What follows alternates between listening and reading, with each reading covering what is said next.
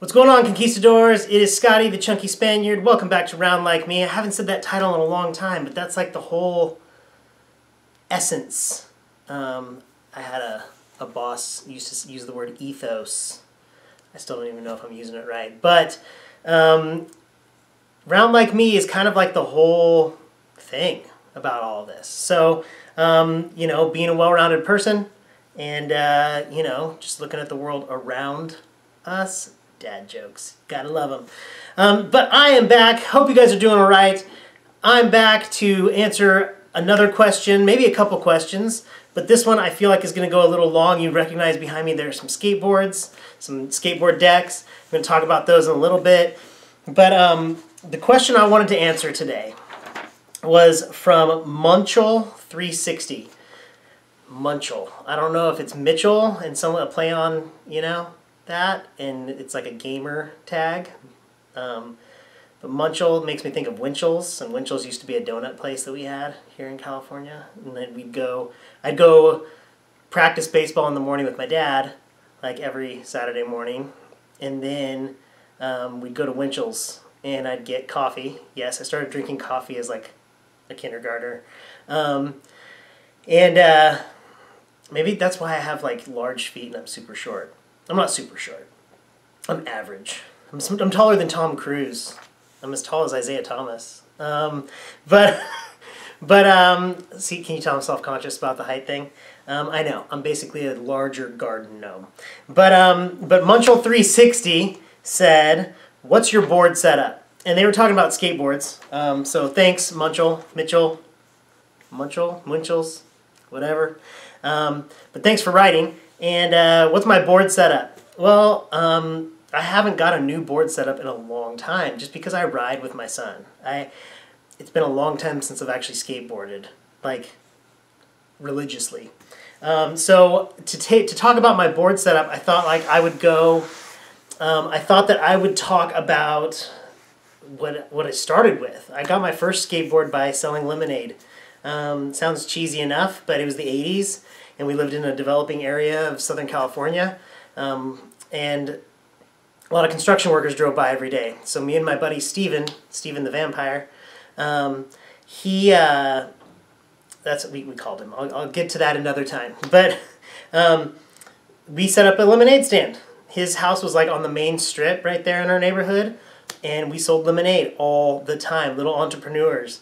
And got to like, then all of a sudden baseball card stands started popping up around the neighborhoods around, and like it was a really cool time to be growing up in that area. But I ended up buying my first skateboard piece by piece. I went in and bought the deck, and it was a blank deck that was to mimic the Alva, but it had like the scoop tail.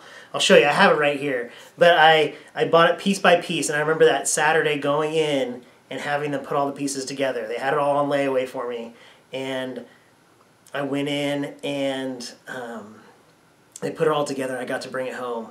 Now, skateboards back in the day were a lot bigger, bulkier, and a lot heavier. So doing tricks, that's why if you go back and watch old videos, like go back and watch any old Tony Hawk, Lance Mountain, Bones Brigade, Mike McGill, Steve Caballero, one of my favorites of all time, Christian Hosoi, who has a great story. If you haven't checked his autobiography out, it's amazing.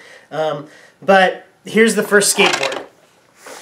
If you notice, the tail is slightly curved, almost like a fish tail. And I had the white tracker trucks, had Crossbones, Powell Peralta Crossbones wheels. These are the originals that I got on it. You had rail guards, you had a nose guard, and you had a skid plate. So not only was the board already heavy and huge, but then you threw on all these protective guards. I mean, like, even if you look at the tracker trucks, I'll try and get that close. There's guards on the trucks. So if you're doing any kind of grinding, your board is protected all around. But we didn't realize that it was weighing us down so much. We just rode to have fun. And then, of course, the ever-important grip tape, the design on the grip tape. I can't tell if you can see that, but custom cut the grip tape and put it on. I was 8, so my mom helped me with that. But that was my first skateboard.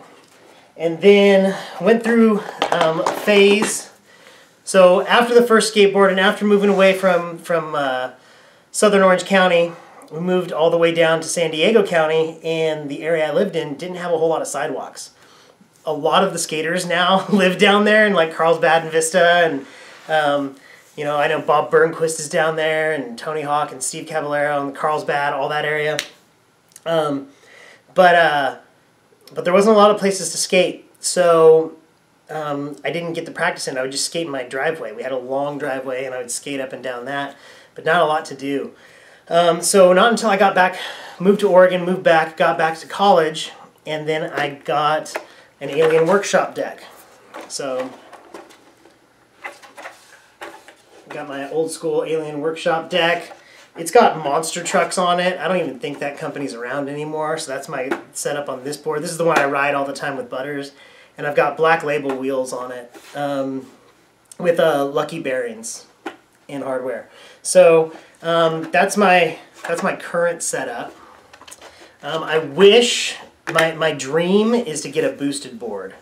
I should have got in when they were a Kickstarter and before they even had produced any. I was following them for a long time, and I've always wanted to go to school and not drive all the time. It's not that far to where I work, and you know, it would just be, it's nice. I had to skate to work one time this week. I had to skate to work one morning this year when my truck was in the shop, and it was a great feeling.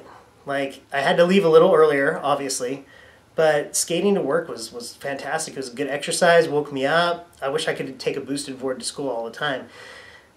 I wish Boosted Board would see my video and be like, hey, there's a teacher, we need to help out. That's not going to happen, though. But they're an amazing company, and, you know, I'm not a big enough YouTuber like back when they were handing them out to all these other YouTubers to feature in their videos. Because, like, really? They're going to be like, hey, junior high teacher, here you go, buddy. It's all right. It's cool. And then other setups, I did buy this board years ago. I love this board. I've never ridden it because I love this board so much. This is a birdhouse board. It's the Tony Hawk Birdman, as you can see. It's also got black monster trucks on it, but it's got the Bones Fireballs and Lucky hardware. But that would be the setup that I would ride if I was going to start like actually riding again. And Butters has his own little Santa Cruz Star Wars. Santa Cruz Skateboards did a Star Wars line, and he's got the Kylo Ren Santa Cruz Star Wars deck.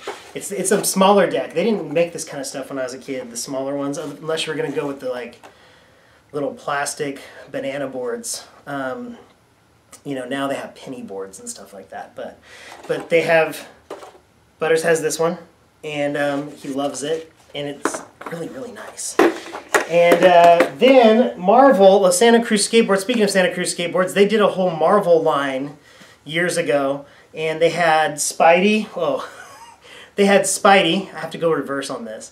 And it's the old Screaming Hand, the Santa Cruz logo. It's like legendary. So they did that, and they did a second line of them, but I didn't get any of those. They had the Hulk, Iron Man, and a couple others I forget. But we had Spidey. There is Wolverine, which is just amazing. You can look all these up online too. Venom, and then Thor. Which, did you see the new Thor trailer? It's going to be so awesome. And I love the fact they're still keeping that humor that's always runs throughout the Thor movies. But, and then the last thing I want to talk about with the skateboarding is, you know, being protected. I was going to say something else and second guess that. But being safe. The biggest thing about that I've tried to teach my kids, because I wasn't when I was skateboarding. I remember the first time I tried to ollie off the curb, and I landed on a rock and made a hole in my knee. Like, it was a divot. It was gross. And so we use 888 protective gear in our family. So here's Butters, his helmet, and he uses it for everything when he's doing BMX, camps and racing and skating. This is his protective gear. And then my helmet is the Patrick Switzer. It's also the 888. He's got a new one called the Gotham, but it's pretty sick. And this is my helmet. But they're a great company. They have great stuff, and I don't get paid to say all this. These are just cool companies that I dig. Thank you for watching. If you enjoy a sport, why don't you tell me what that is? Because there's so many other sports out there. We get just locked into what we're into. You know, me, it's like baseball, basketball, skating, and surfing. Like, I haven't surfed in years, but it's still a love of mine. So I'm going to wrap this one up. Remember, Conquistadors, to be a better person than you were. Remember to be a better person tomorrow than you were today. I'll see you next time. Get active, go outside, do something, have fun. As soon as you're done watching this video, I'm liking it and sharing it. Good stuff. Candlelights and empty souls quietly behind the doors are bleeding us just for fun. Men of power telling lies with shifty hands and